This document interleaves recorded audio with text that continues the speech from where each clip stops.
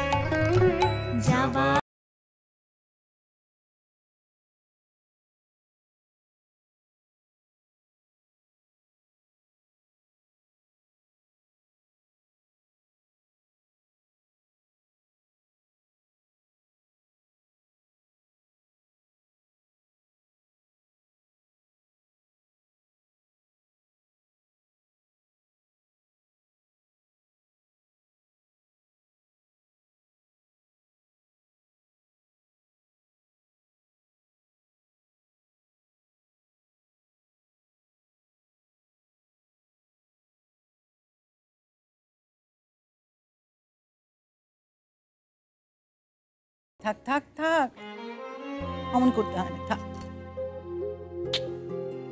শিমুল, শিমুল, এটা এটা বোধহয় আমার জীবনের শেষ রঙের উৎসব। তুমি আমাকে একটু রং দিয়ে দেবে?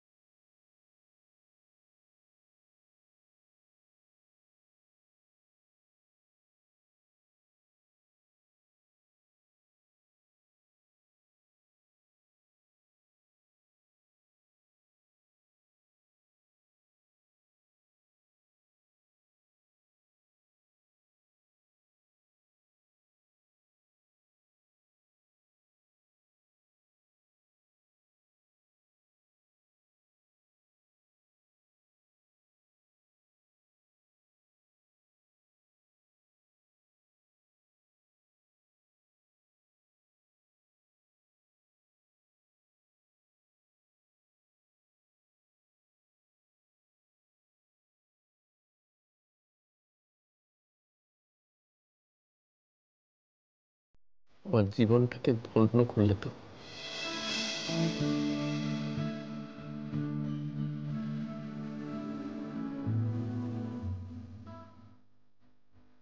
ভাই ভাই, তো বউ যখন তোকে নিরাতে রং লাগিয়ে দিচ্ছে, তার মানে তবু থেকে সব রাগ চলে গেছে শিমুলের। বউ, তুই আমার বাবাইটাকে হারাচ্ছে তো করবি না কেমন? হ্যাঁ, ওর সাথে ভাবে কথা বলবি, বাবা তো থাকবি। হ্যাঁ ভাই, বোতলকে সুন্দর করে নখ মাখিয়ে দিল, তুই নখ মাখাবি না বউকে? একটু সুন্দর করে নখ মাখিয়ে দে না রে।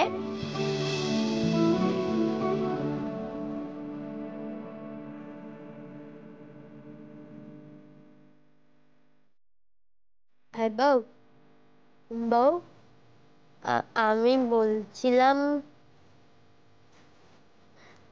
একটু দে না রে, আমার বাড়িটা ভালো হয়ে গেছে, একটু রংমার কাছে দে না রে ওকে।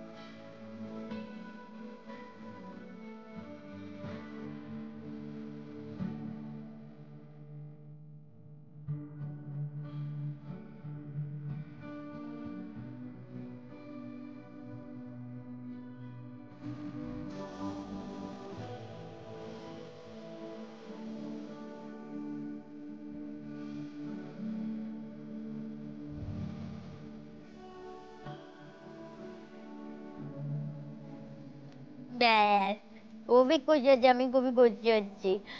শিমুল, তুই এখন থেকে এবার বেবিটাই থাকবি, হ্যাঁ? আর তোর যে বেটা ভেঙে গেছে না, সেই বেটা তোরা ভাইয়ের আবার বের হবে, ঠিক আছে? কি গো মা, বলো হবে না, হবে না? শিমুলের সাথে বাইরে বের আর একবার। বলিও কি কথা পুতুল, তুই আমায় জিজ্ঞেস করছো মা? ভগবান জানেন, এর চেয়ে আনন্দের খবর, এর চেয়ে শান্তির খবর আমার কাছে আর কি হতে পারে মা? আর কিচ্ছু নেই। ঠিক কথা একদম।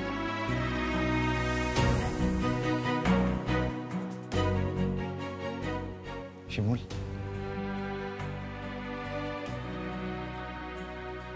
এইটুকু দিতে পারবে না?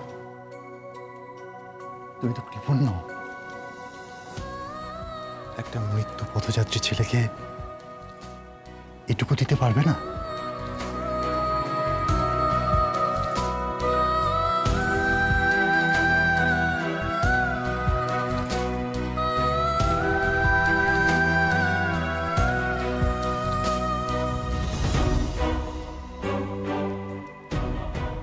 আমি রাজি।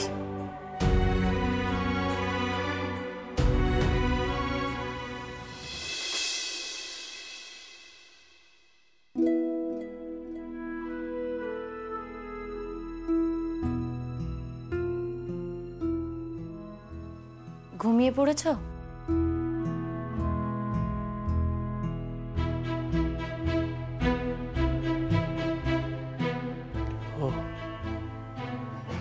শিমুল, সবাইকে আজ রং লাগিয়েছি,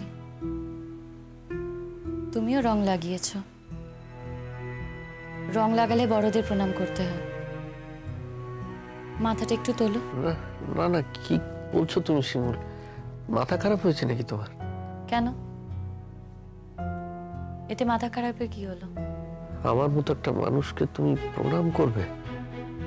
না না, আমি এটা স্বপ্নেও ভাবতে পারছি না শিমুল। শিমুল, আমি এমনিতেই খুব লজ্জিত। নতুন করে তুমি আমাকে লজ্জা দিও না প্লিজ। আমি অন্তর থেকে প্রণাম করতে চেয়েছি।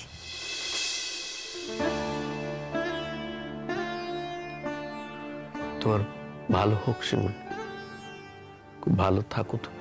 এরকম তো হওয়ার কথা ছিল না। যদি জীবনটাকে একটু অন্যভাবে কাটাতে, তাহলে।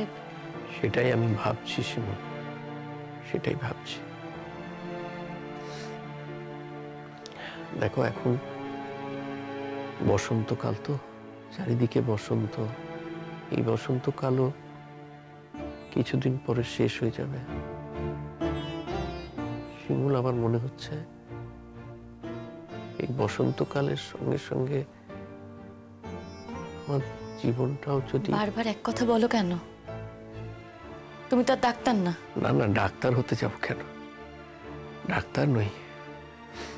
আর তাছাড়া আমি কোনো সিম্প্যাথি পাওয়ার জন্য কথাগুলো বলছি না শিমুল। ডাক্তার যে কথাগুলো বলেছেন তার উপর ভিত্তি করেই বলছি।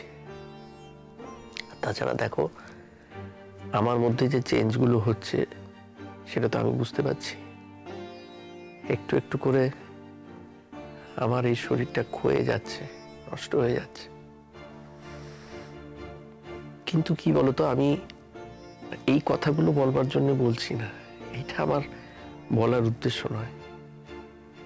আমি বলতে চাইছি, যত আমার এই শরীরটা এইভাবে ক্ষয়ে যাচ্ছে না, তত আমি বুঝতে পারছি যে এই পৃথিবীটা কত সুন্দর।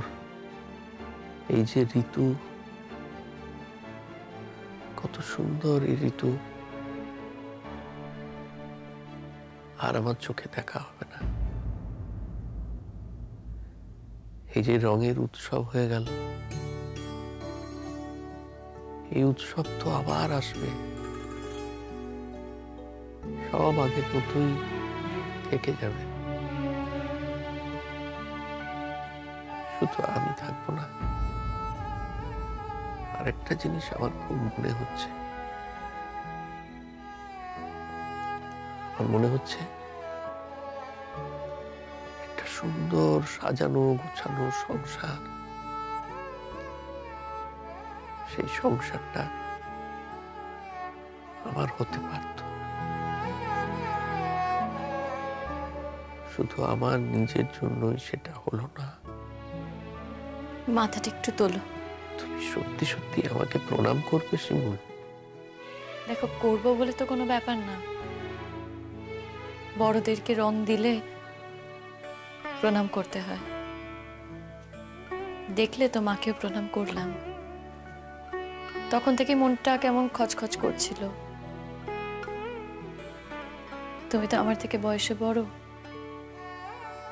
তাই মনে হলো যে তোমাকেও প্রণাম করি। তুমি কেন মাথা নত করবে আমার কাছে? কি করে ভুলি বলো তো?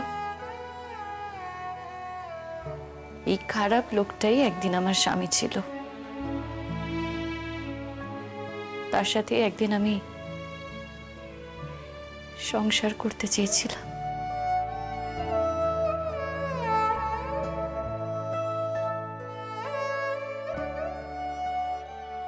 কি হলো? কাঁদছো কেন? এই চোখের জল ফেলার আর কোনো মানে হয় না। যে সময়টা জীবন থেকে চলে যায় না, সেটা আর কখনো ফিরে আসে না। ঠিকই বলেছো তুমি শিমুল। এখন এই চোখের জল ফেলাটার সত্যিই কোনো মানে নেই। মাথাটা তোলো, প্রণাম করবো।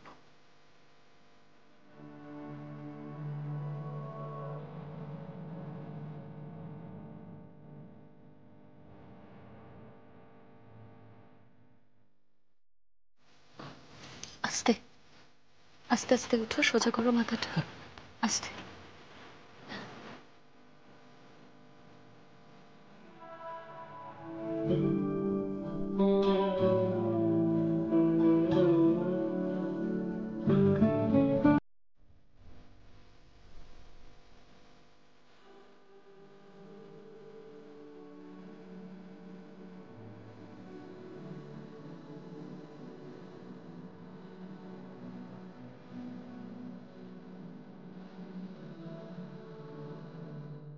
তুমি খুব বড় মনের মেয়ে শিমুল। তা না হলে তুমি আমার মতো একটা ছেলেকে এইভাবে পায়ে হাত দিয়ে প্রণাম করলে? আমি ভাবতেও পারছি না। খিদে পেয়েছে তো? বলছি আজ কিন্তু একটু খাবার পেতে দেরি হবে। সবাই এসেছে তো? খিদে না, আমার আর এখন খিদে তৃষ্ণা এগুলো কিছুই পায় না শিমুল। তা বললে কি করে হয়? একটু একটু করে তো খেতে হবে। কেন ডাক্তারবাবু তোমাকে বলেননি? উনি বলেননি যে এরপরে এই খাবার ইচ্ছে চলে যাবে আস্তে আস্তে। এগুলো তো কমন সিমটম। খাবার শরীরে দিলেও সেই খাবার আর থাকবে না। যদি বলে থাকে তো আমাকে বলেছে। তুমি কি করে জানলে? শরীরটা তো আমার। নিজের শরীরের প্রতি মানুষের নিজের তো একটা কৌতূহল থাকেই। আমি জানার চেষ্টা করেছি, তাই জানতে পেরেছি। আর এখন তো খুব সহজ হয়ে গেছে। এখন মানুষ ইচ্ছে করলেই ফোন খুললেই সবকিছু জানতে পারে। ওসব ভেবে লাভ নেই। অনেক সময় কিন্তু নিয়মের বাইরেও অনেক কিছু হয়। প্লিজ শিমুল, আমি সান্ত্বনাটা চাই না গো, একেবারেই চাই না। আমি চাই যেটা সত্যি সেটাই তুমি আমাকে বলো। শতদ্রু ভালো আছে?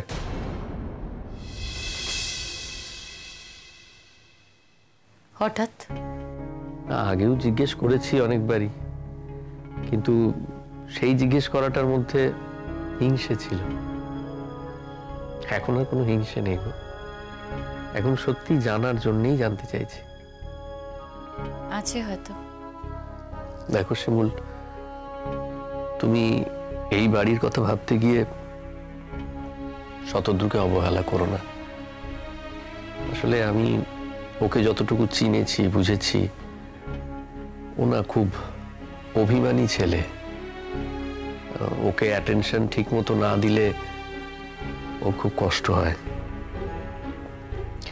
আমাদের বাড়ির কথা বেশি করে ভাবতে গিয়ে তুমি আবার ওর সঙ্গে মিসআন্ডারস্ট্যান্ডিং করো না প্লিজ। এই পৃথিবীতে ওর মতো করে তোমাকে কেউই ভালোবাসবে না। তোমার কি আর অন্য কোনো কথা বলার আছে? আমি জানি শতদ্রুর কথা আমার মুখে শুনলে তোমার খারাপ লাগে, তবু আমি বলছি, এই কথাটা উঠলো তাই। শতদ্রু ফিরে গেছে।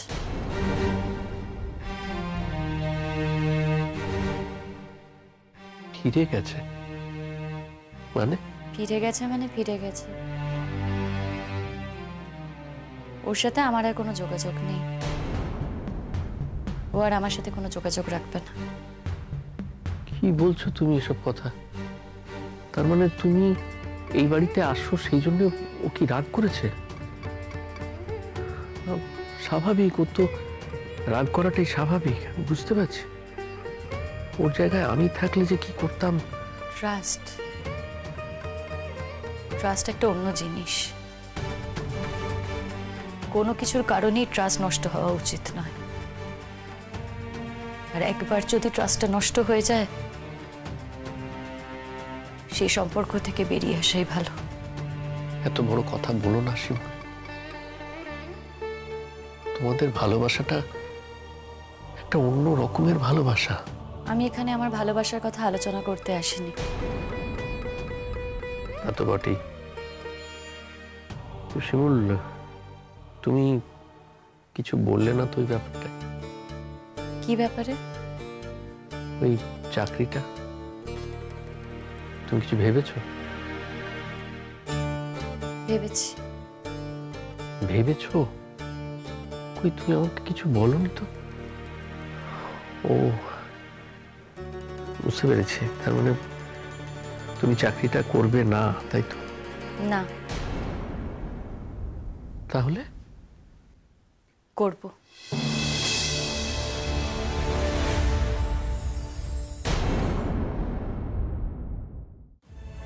করবে? তুমি চাকরিটা করবে শিমুল? তুমি সত্যি করে বলো, তুমি চাকরিটা করবে? বললাম তো করব। কিন্তু তাহলে যে তার আগে জানি। তুমি ভেবো না শিমুল, ভেবো না। খুব অল্প দিনের জন্য, মানে এই ধরো একটা মাসের জন্য, এই কটা দিন আমি নিশ্চয়ই বেঁচে থাকবো। এই কাজটা না হওয়া পর্যন্ত আমাকে যে বেঁচে থাকতেই হবে শিমুল। কোন কাজ? এই যে আমার সঙ্গে বিয়ে এবং তারপরে আমার সঙ্গে ডিভোর্স।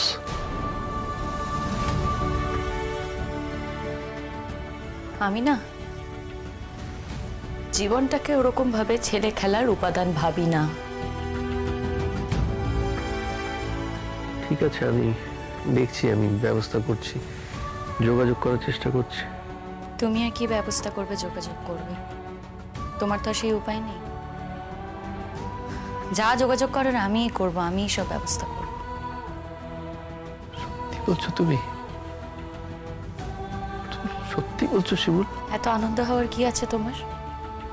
তুমি তো বলেছো আমি যাতে চাকরির জন্য তোমাকে বিয়েটা করি। হ্যাঁ, সেটাই শিমুল, ঠিকই বলেছো। তবু তুমি যে রাজি হয়েছো এই প্রস্তাবে, এটার জন্যই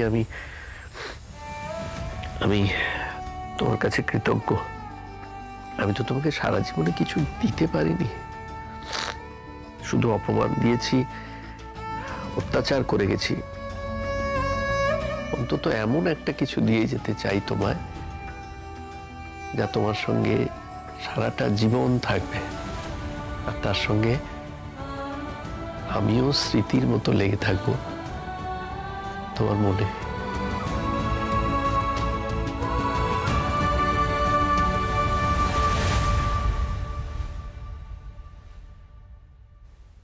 তোমাকে আমি স্মৃতি বানাতে চাইনি, তোমার সাথে আমি ভবিষ্যৎ দেখেছিলাম, আমার বর্তমানে চেয়েছিলাম, কিন্তু সেটা তো আর হয়নি, তাই ভেবে কোনো লাভ নেই।